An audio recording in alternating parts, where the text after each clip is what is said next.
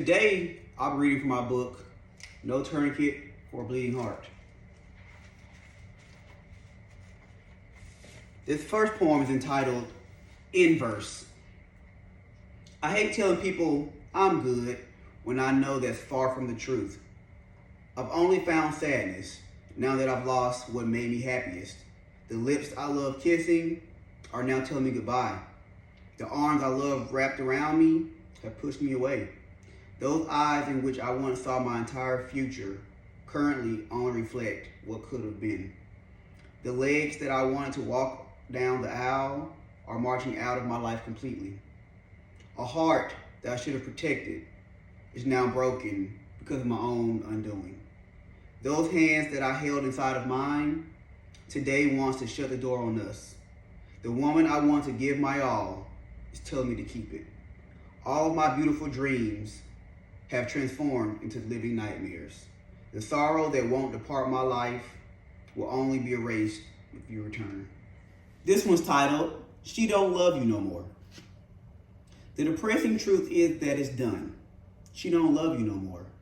All those tears you shed for her face is dry, like your messages from her. While she's the first thing on your mind, you aren't a thought that crosses hers. That hurt you feel is one-sided. The longing you have for her is futile, for she doesn't want anything to do with you. She isn't dreaming about you at night. Her nightmare involves taking you back. While in your mind, she is still your everything, when it comes to you, you're absolutely nothing. Though your heart may still belong to her, it's the least valuable thing in her possession. You will still give your life for her. Nevertheless, you're already dead to her. You desire nothing more than a future with her. She sees you only as a ghost of the past. She don't love you no more, but you can't help but still be in love with her. This was entitled, Don't Lose It. They say it's better to have loved and lost than to have never loved at all. But I would adamantly disagree with that statement. When you found someone you deeply fall in love with, losing that person is one of the excruciating pains one can endure. When the dreams of forever become nightmares of what could have been, it haunts you down to the core of your spirit.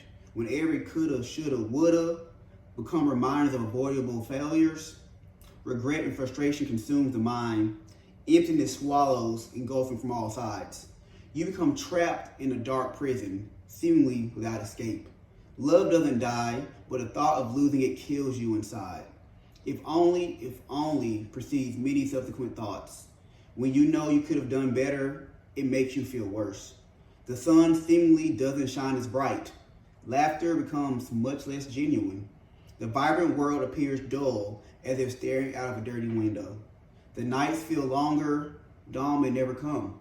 Memories of happiness seem to be just that. Obtaining bliss once more is a humorless joke. You become a shell of the person you once were, seeking replenishment from the love you let go. Absence makes the heart collapse upon itself. The cold harshness of reality sends shivers up your spine.